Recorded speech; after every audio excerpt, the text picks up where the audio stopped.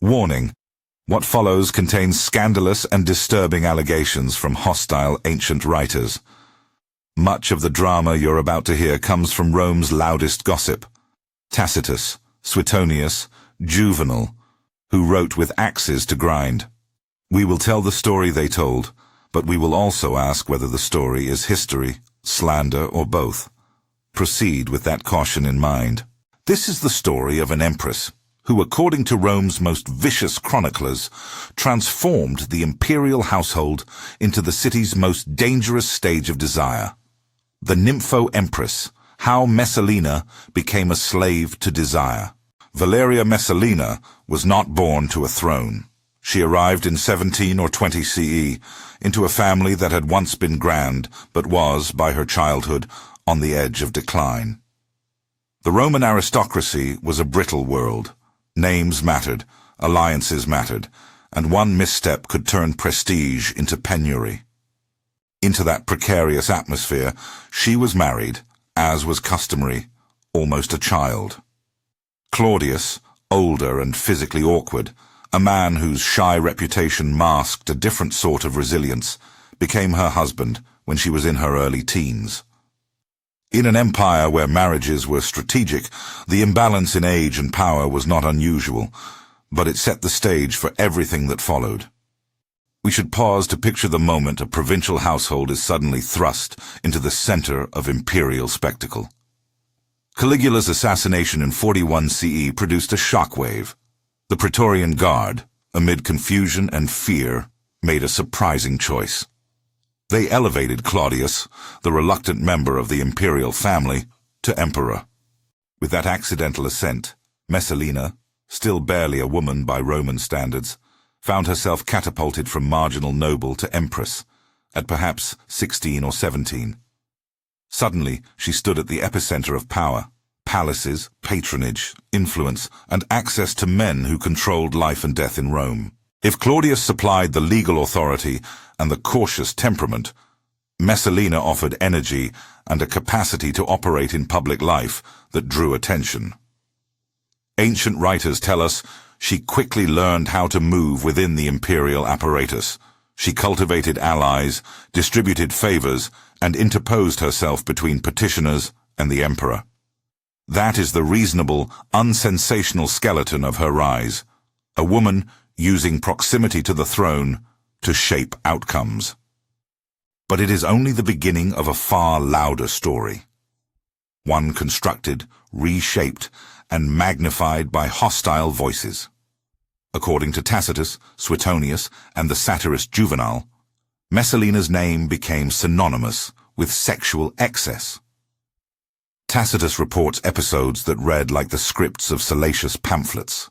A disguised alter ego called Lysiska, secret visits to brothels, and an infamous contest with a professional prostitute.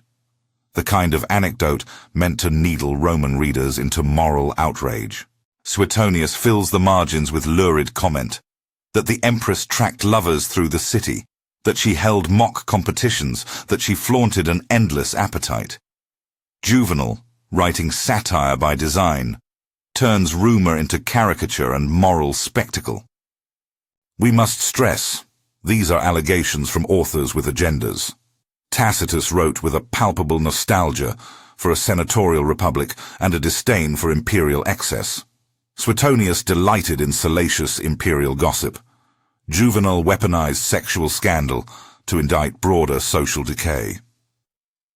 When they describe Messalina's nights, or list the alleged lovers said to have crossed her path, they do so in a literary register meant to provoke. Wild numbers, claims that she kept hundreds of partners, function as rhetorical hyperbole.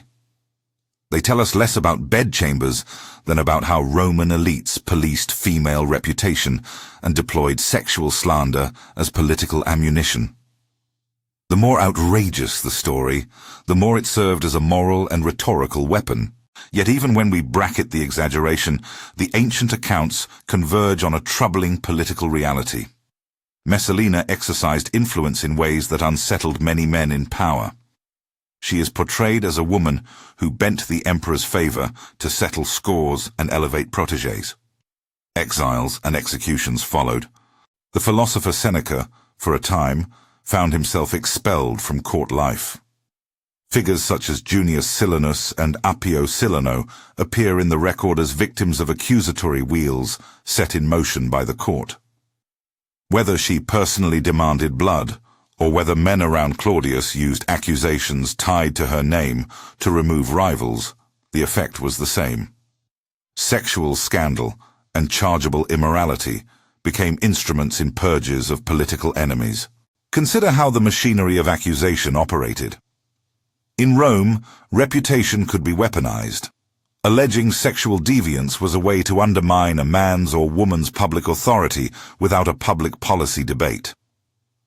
Women in positions of influence were especially vulnerable. Their assertiveness could be reframed as licentiousness. When a powerful freedman, a eunuch, or an ambitious senator wanted a post removed or a rival neutralized, charging immorality attached to the imperial household itself had a corrosive power. That is the pattern we see repeated in the narrative surrounding Messalina. The sexual allegations are never separate from political aims. The story tightens into tragedy with the episode that killed her. According to the sources, Messalina entered into an affair, or at least a politically risky liaison, with Gaius Silius, a young noble with some popular appeal. The most explosive detail the writers pass along is that Messalina and Silius performed a kind of public marriage ceremony while the emperor was away. Tacitus and others portray it as a mock coronation, a challenge to Claudius's authority. This is the point where rumor becomes treason in the eyes of Rome's power brokers. Here is where Narcissus enters the scene. Narcissus, a freedman, that is, a former slave who had been manumitted and could wield influence within the imperial household, reported the conspiracy to Claudius and the Senate.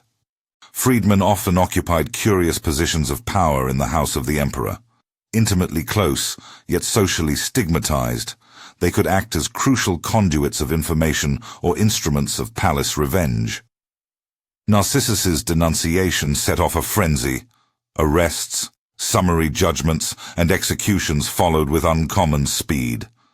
Messalina was seized. Ancient writers insist she was forced to choose death, and she died young. The state's reaction didn't end with her execution.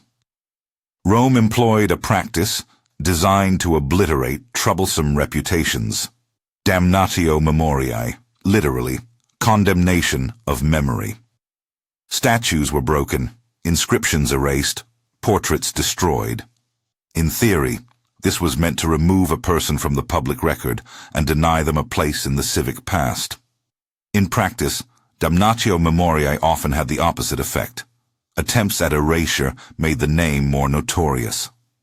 An empty pedestal, a scratched-out statue, a blank spot in a family genealogy invited curiosity and gossip. The state's effort to wipe Messalina from memory helped to fix her as an emblem of scandal.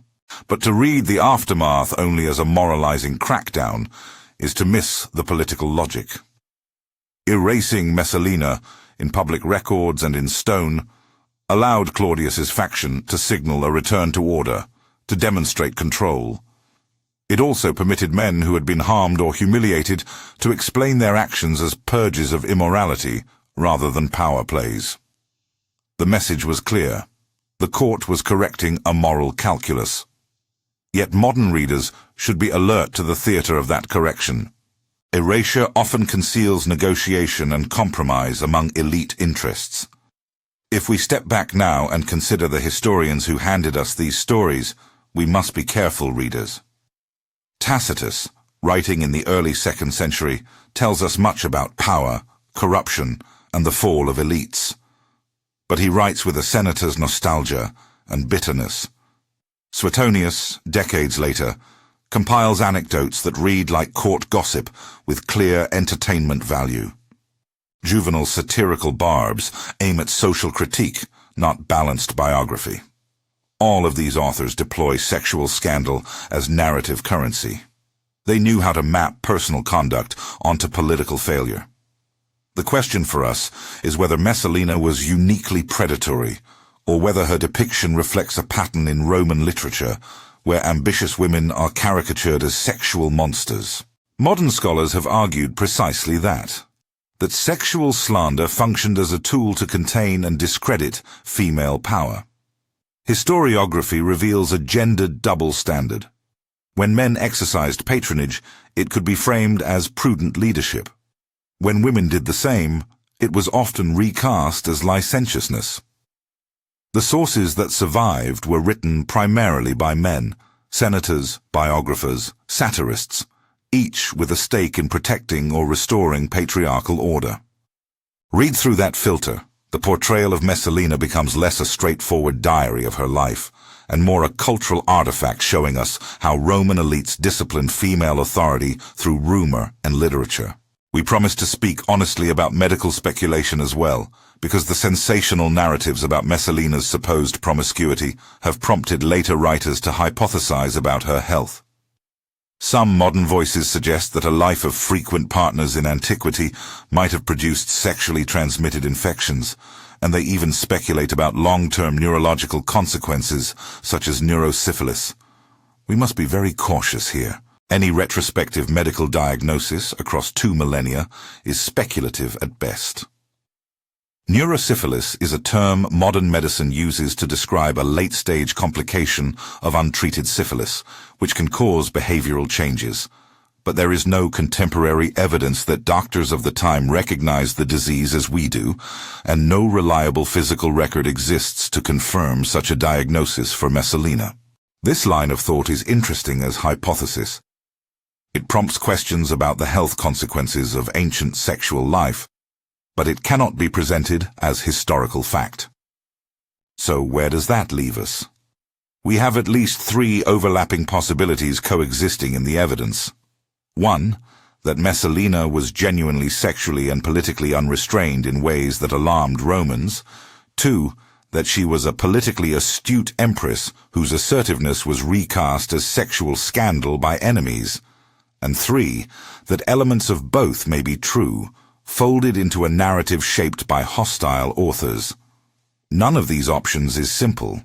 The raw materials we have are written by people who sought to explain, condemn, or entertain, and each has its own rhetorical aim.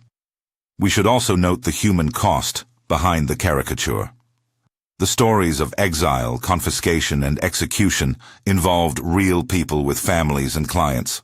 Men lost fortunes, women lost status, and politics exacted bodies. The spectacle of Messalina's fall allowed the ruling class to stage a moral purification that also practically redistributed power and property. Reading the scandal solely for its titillating details misses the broader political theater at work. And then there is the paradox of fame through infamy. By the time Roman historians finished telling her story, Messalina had become a cautionary shorthand, a woman who embodied the worst fantasies of a certain literary culture. Ironically, the more ancient writers tried to expunge or punish her memory, the greater their appetite became for recounting her alleged excesses.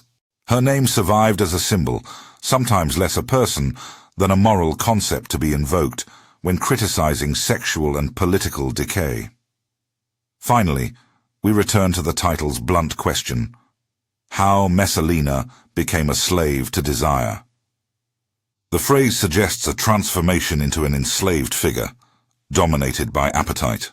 But who defines the chains? The ancient sources invite us to see Messalina as shackled to vice, yet the same narratives tie those chains to the anxieties of a male elite threatened by female agency. Is the metaphor of slavery apt? Or is it instead the projection of a power structure that refuses to admit women can be strategic without being sexualized? The better question might be, who cast the net and who pulled it taut? We will leave you with that tension. Read the ancient pages and remember the voices that wrote them. Look for the political motives behind the gossip. Consider that a woman who acted decisively at the emperor's side could easily be turned into an object lesson when competing factions needed a scapegoat. But also remember that power and desire intersected in Rome in ways that could be ruinous for anyone careless or unlucky enough to be noticed. If you enjoy deep dives into scandalous history, give this video a like and subscribe for more investigations into the stories behind the legends. Now we want to hear from you. After everything you've heard, do you see Messalina as a calculating predator, a scapegoat of a patriarchal system, or something in between? Tell us in the comments below, and don't forget to subscribe to the channel for the next episode where we explore another notorious figure from ancient Rome.